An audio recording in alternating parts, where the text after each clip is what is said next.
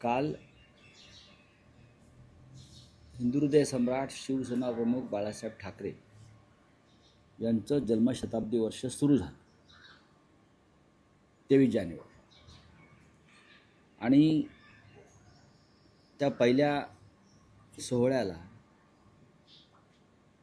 शिवसेना पक्षप्रमुख उद्धव ठाकरे आणि महाराष्ट्र नवनिर्माण सेनेचे अध्यक्ष राज ठाकरे उपस्थित राहिले आणि दोन्ही प्रमुख नेत्यांनी महाराष्ट्राच्या सध्याच्या राजकीय परिस्थितीवरती दिलखुलास भाष्य केले, परखड भाष्य केले आणि दोघांच्याही विचारांची दिशा एकच होती की महाराष्ट्राचं राजकारण हे शिशारी आणणारं झालेलं आहे.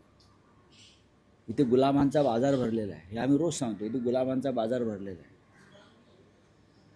म्हणून काही माणसाच्या मताला, विचारांना आणि जगण्याला काही किंमतच ठेवली नाही. सर्व काही पैशानं, तोही भ्रष्ट पैसा तोलला जातो.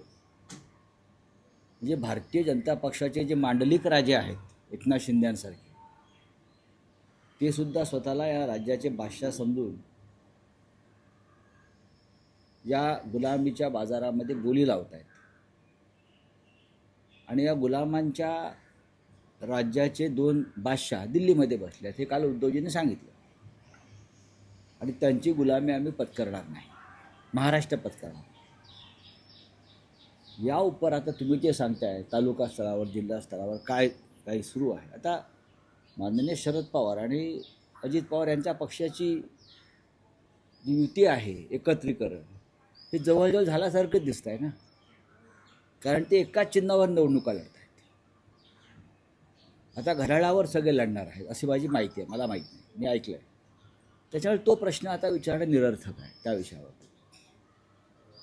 आता सोलापूरला 2 शिवसेना एकत्र लढत आहेत, माझ्याकडे माहिती नाही. हा निर्णय अधिकृतपणे झालेला नाही.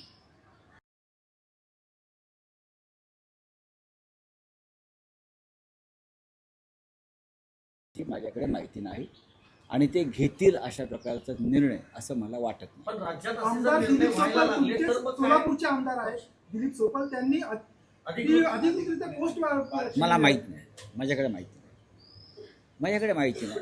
आमच्या भावना तीव्र आहेत शिंदे गटाविषयी, त्याच्या माझ्याकडे त्या संदर्भात माहिती नाही. माझ्याकडे काय घडलंय त्याच्याविषयी माहिती नाही. जोपर्यंत पूर्ण माहिती आम्ही घेत नाही आणि उद्धव साहेबांशी चर्चा होत नाही तोपर्यंत या विषयावर बोलणार. आज माहिती घेणार नक्की. रावसाहेब, काल राज ठाकरेंनी एक भावनिक विधान केलं. त्यांचं असं म्हणणं होतं की शिवसेना पक्ष सोडणं हे मला घर सोडण्यासारखं होतं आणि गेल्या 20 वर्षात जे काही घडलेलं आहे, मलाही माझ्या चुका समजलेल्या आहेत, उद्धव ठाकरेंनाही समजलेल्या आहेत आणि आता हे सगळं सोडून द्यायला. तर जसं पवार कुटुंब एक कुटुंब म्हणून एकत्र आहे आणि पक्ष म्हणूनही एकत्र येते, तसं ठाकरे बंधूंच्या बाबतीत काही घडू शकतं. पक्ष म्हणून आम्ही एकत्र आलो ना, तुमचा प्रश्न चुकीचा आहे. त्यांचं जे 3रं वाक्य आहे ते अत्यंत महत्त्वाचं आहे, 3rd स्टेटमेंट, की आता आम्ही सगळं विसरून एकत्र आलेलो आहोत. सगळं विसरायला पाहिजे महाराष्ट्रासाठी. त्यातलं हेच वाक्य महत्त्वाचं आहे आणि याच भावना महत्त्वाच्या आहेत दोघांच्या वतीनं. आता कशाला प्रश्न विचार, नका विचार. तुम्ही राष्ट्रवादी काँग्रेसबद्दल बोलतायत. आता शरद पवार महाविकास आघाडीकडे नसतील, कारण तुमचा असा ऊग आहे की दोन्ही राष्ट्रवादी एकत्र झाले आहेत किंवा असं दिसतंय. तर शरद पवार हे आता तुमच्या सोबत नसतील, राष्ट्रीय पातळीवर तुम्ही चुकीच्या दिशेनं प्रश्न विचारताय. मी असा विचार करतो आहे, किंवा आम्ही सगळे असा विचार करतो आहोत की शरद पवार हे अजित पवारांसह महाविकास आघाडीत येतील. असं काय विचार करतो की शरद पवार आणि अजित पवार हे एकत्रित महाविकास आघाडीमध्ये, म्हणजे अजित पवारांसह महाविकास आघाडीत असेल ना. कारण शरद पवार हे आमच्याबरोबर आहेत, त्यांचा पक्ष महाविकास आघाडीत आहे. अजित पवार हे महायुतीमध्ये आहेत, तरीही त्यांनी महाविकास आघाडीबरोबर पाठ लावलेला आहे. अशा वेळेला त्यांच्यावर तिथे कारवाई होईल आणि आमच्या माहितीनुसार आणि खात्री मला अशी आहे की भविष्यामध्ये शरद पवार, अजित पवार एकत्रित महाविकास आघाडीत त्यांना पडावं लागेल. एका दगडावर 2 पाय कसे ठेवणार, 2 दगडावरती पाय कसे ठेवणार. नाही पण राऊत त्यांना साहेब काहीतरी एक सोडावं लागेल ना, किंवा काहीतरी एक स्वीकारावं लागेल. नाही पण राऊत साहेब भाजपचे नेते अनेकदा आठवण करून देत असतात सिंचन घोटाळ्याची फाईल अजून ओपन आहे. बघा, मेलं मेंढरू आगीला भीत नाही. तुम्ही त्यांना एकदा क्लीन चिट दिली आहे ना, तुम्ही एकदा क्लीन चिट दिली आहे या सगळ्या घोटाळ्यात. स्वतः प्रधानमंत्र्यांनी गर्जना करून पण ते सरकारमध्ये आले. आता कोणत्या तोंडाने तुम्ही त्यांची फाईल ओपन करणार आहात? त्या फाईलमध्ये काय आहे की नुसता डरकाळ्या फोडताय पोकळ? छगन भुजबळ यांच्या विरोधामध्ये किती बोंबा मारल्या, ती पहिली केस आहे. छगन भुजबळ 2.5 वर्ष जेलमध्ये राहिले, आमच्यासारखे लोकही राहिले. पण आज भुजबळच्या सर्व प्रकरणामध्ये ईडीपासून EOWपर्यंत त्यांना निर्दोष असल्याचा निकाल दिला. याबद्दल या राज्याच्या गृह खात्यानं आणि ईडीनं प्रायश्चित घेतलं पाहिजे. नाही पण राऊत साहेब भुजबळांचं मंत्रिपद जे आहे ते त्यांना भाजपच्या पक्षश्रेष्ठींनी दिलं असं तुम्ही वारंवार सांगता. दिलाय ना, म्हणून म्हणजे ते निर्दोष आहेत असं त्यांना वाटतंय. म्हणजे मनाने भुजबळ भाजप बरोबर आहे. या क्षणी जोपर्यंत भाजपकडे सत्ता आहे तोपर्यंत सगळे मनानं तनानं धनानं भाजपबरोबरच राहणं. ज्या क्षणी ही सत्ता पालट होईल त्या क्षणी ही मनं बदलतील आणि मग मनानं तनानं धनानं ते आमच्याबरोबर असतात. अजित पवारांची राष्ट्रवादी फुटू शकते भविष्यात. अजित पवार त्यांच्या पक्षासह आज शरद पवार साहेबांबरोबर युती करतायत. म्हणजे त्यांचं मन कुठे आहे? त्यांचं मन त्यांचं मूळ कुटुंबाकडे आहे, बरोबर ना? त्याच्यामुळे अख्खं कुटुंब महाविकास आघाडीत सामील होईल. रावसाहेब कालच्या भाषणामध्ये राज ठाकरेंनी एक महत्त्वाचं विधान केलं, त्याच्याकडे तुम्ही कसं पाहता? विधान असं आहे की माझ्या डॉक्टरांच्या औषधाने उद्धव बरे झाले पण मला गुण आला नाही, डॉक्टरांनी पक्ष बदलला का? राज ठाकरे हे एक व्यंगचित्रकार आहेत, बरोबर? या व्यंगचित्रकाराचे फटकारे आहेत. फार सहज सोपं बोलले ना ते. माझ्या समोरची गोष्ट आहे. त्या काळामध्ये माननीय उद्धव ठाकरे यांना प्रचंड प्रमाणात खोकला झाला आणि तो थांबत नव्हता. अनेक औषधं झाली. आम्ही एकत्रच गाडीमध्ये होतो तिघे. तेव्हा राजसाहेबांनी त्यांना म्हणालं की माझे एक डॉक्टर यादव आहे, ते डॉक्टर यादव मलाही माहिती आहे, मी त्यांचं औषध घेतो अनेकदा, शिवाजी पार्कचे. आणि तिथेसुद्धा मला त्या डॉक्टरांकडे सन्माननीय श्रीकांत ठाकरे यांनीच इंट्रोड्यूस केलं होतं. तर ते असं म्हणाले डॉक्टर यादवचं औषध आहे, ताबडतोब घसा मोकळा होईल. आणि त्यांनी स्वतः राजसाहेबांनी ते औषध मागवलं, स्वतः त्यांच्याकडे औषध सुपूर्द केलं आणि पुढले 3-4 दिवस ते औषध घेतात की नाही, उद्धव ठाकरे कशा प्रकारे घेत आहेत आणि त्या औषधाचा काय परिणाम आहे झालेला हे ते स्वतः माहिती घेत होते.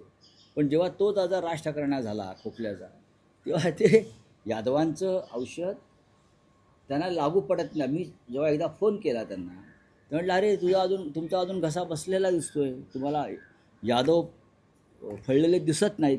तेव्हा ते गमतीने म्हणाले बहुतेक डॉक्टरने पक्षांतर केलं. नाही, पण राऊत मग साहेब राजकीय त्यातला विश्लेषकांकडे राजकीय अशी चर्चा आहे की राजकीय निवडणुकांच्या निकालासंदर्भातले एक सांकेतिक विधान त्यांची की बघा,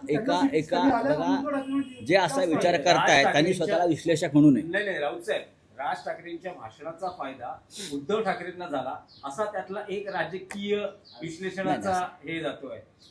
नक्कीच भाषणाचा काय, तुम्ही एकटं भाषण काय करून बसलात? राज राज ठाकरे आणि उद्धव ठाकरे एकत्र आल्याचा फायदा शिवसेनेला नक्की झालेला आहे. हे मोकळेपणानं सांगायला उद्धव ठाकरेही मागे राहत नाहीत आणि आम्ही मागे राहत नाही. आणखी एक भावनिक क्षण होता, तुम्ही भरविशाल देत होतात राज ठाकरेंना, उद्धव ठाकरेंना राज ठाकरेंचा सत्कार करायला. थेट राज ठाकरेंनीच सत्कार केला उद्धव ठाकरेंचा. शेवटी ते आता बोललो ना प्रीतिसंगम आणि त्या प्रीतिसंगमामुळे समोर भीतीसंगम निर्माण झाला आहे. हे होतच राहिले यापुढे. नाही पण राऊत साहेब महापौर पदाची निवडणूक पुढे ढकलली गेली आहे. 2 पक्षांची म्हणजे भाजप आणि शिवसेना शिंदे यांची अजूनही गटनोंदणी होत नाही. बहुतेक ती घटस्थापनेपर्यंत पुढे जाऊ शकते, कारण ते काय दोघांमधलं काय जुळत नाही आहे. शिंदे रुसून बसलेले आहेत आणि रुसून बसलेल्या सुनबाई ज्या आहेत त्या सारख्या दिल्लीत फेऱ्या मारत आहेत आणि दिल्लीचे सासरे ऐकायला तयार नाहीत. त्याच्यामुळे त्या नववधूची फार अडचण झालेली आहे. करे तो क्या करे, हा इज्जत का सवाल आहे. बाळासाहेबांचं जन्मशताब्दी वर्ष आहे, बोलून ते गेलो आहे आमचा महापौर होणार. पण भारतीय जनता पक्ष असं कोणाला, त्यांची एक भूमिका अशी असते, माझं ते माझं आणि तुझं ते माझ्या बापाचं, या भूमिकेत हे सगळे लोक असतात. उद्धव त्याच्यामुळेच आम्ही त्यांच्यापासून दूर झालो. पण केडीएमसीतले तुमचे 4 नगरसेवक अजूनही अज्ञात स्थळी. आता यात काय नवीन राहिलं आहे का? हो, पण गेले तुम्ही गुन्हा- 4 दिवस गुन्हा हाच प्रश्न, नोंदवला. मिसिंगचा गुन्हा, बेपत्ता लापत्त्यांच्या आम्ही पोस्टर लावणार ना. यांना कोणी पाहिलं आहे का? त्यांचे पोस्टर अख्ख्या कल्याण डोंबिवलीत लावू, महापालिकेत लावू, सभागृहात लावू, कल्याण डोंबिवलीच्या भाजपच्या कार्यालयात चिटकवू, शिंदेच्या कार्यालयात चिटकवू, मिसिंग म्हणून, मिसिंग पर्सन. आणि मग मिसिंग पर्सन ब्युरो नावाचा जो एक क्राईमचा रेकॉर्ड आहे त्यात त्या चौघांची नावं येतील. उद्धव ठाकरे जर मुख्यमंत्री झाले नसते आणि आदित्य ठाकरे त्यांचा मुलगा जर मंत्री झाला नसता तर शिवसेना फुटली नसती, असं रामदास कदम यांनी म्हटलं. रामदास कदम यांच्या वक्तव्याकडे त्यांचा पक्षही फार लक्ष देत नाही अशी माझी माहिती आहे. ते स्वतः अनेक काळ उद्धव ठाकरे यांच्या मंत्रिमंडळात होते, शिवसेनेच्या मंत्रिमंडळात होते. त्यांनी कृतज्ञ असायला पाहिजे, ठाकरे कुटुंबाविषयी कृतज्ञ असायला पाहिजे. राऊत साहेब, लग्न एकाशी आणि प्रेम दुसऱ्याशी, तर लग्न कसं टिकेल असं टीकास्त्र ठाकरे बंधूंवरती वंचितचे अध्यक्ष प्रकाश आंबेडकर यांनी डागलेलं आहे. ते खूप महान आहेत, आंबेडकरांचे नातू आहेत, आम्ही त्यांना नमस्कार करतो. राऊत साहेब, चला, हिंदी. अकोल्यामध्ये हिंदी में क्या है? राऊत साहेब, चंद्रपूरमध्ये हिंदी में क्या है? ठाकरे गुट को शिंदे गुट के पदाधिकारी सपोर्ट करते हुए नजर आ रहे हैं। कहाँ? सौरभ नहीं, मेरे पास कोई जानकारी नहीं. चलो, छगन भुजबल में क्लीन चिट मिली है, इसका पर क्या कहना है? काफी देखिए, छगन भुजबल जी ये देश का पहला केस था. एक कैबिनेट मंत्री को महाराष्ट्र में, एक कैबिनेट मंत्री को एक झूठे मुकदमे में फंसाकर ईडी ईओडब्ल्यू ने अरेस्ट किया और 2.5 साल तक उनको जेल में रखा, उनको यातनाएं दी. हाँ, वो चिल्लाते रहे कि मैं निर्दोष हूँ. महाराष्ट्र सदन घोटाला, करेक्ट. अब महाराष्ट्र सदन भी दिल्ली में खड़ा है. छगन भुजबल जिनके ऊपर बीजेपी ने एक कार्रवाई की, उनको बीजेपी ने मंत्री बनाया है और ईडी ने उनको बाइज्जत छोड़ दिया है, निर्दोष, कोई गुनाह नहीं आपका. तो उनके ज़िंदगी के जो 2.5 साल है तो जेल में गए, यातनाएं मिली, उसकी भरपाई कौन करेगा? बीजेपी करेगी, मोदी करेंगे, अमित शाह करेंगे, फडणवीस करेंगे. आज चक्की पीसने के लिए उनको भेजा और फिर अजीत पवार को भी चक्की पिसिंग भुजबल के बाजू के लॉकअप में. तो अजीत पवार भी आपके कैबिनेट में है. तो ये ढोंग आपने जो बनाया था करप्शन के खिलाफ लड़ने का, सबसे मोस्ट करप्टेड पार्टी अगर कोई होगी इस देश में तो ये भारतीय जनता पार्टी है. आप भुजबल छूट गए हैं तो ईडी ने और महाराष्ट्र के गृह मंत्रालय ने भुजबल से माफ़ी मांगनी चाहिए, प्रायश्चित लेना चाहिए. चलिए, थैंक यू.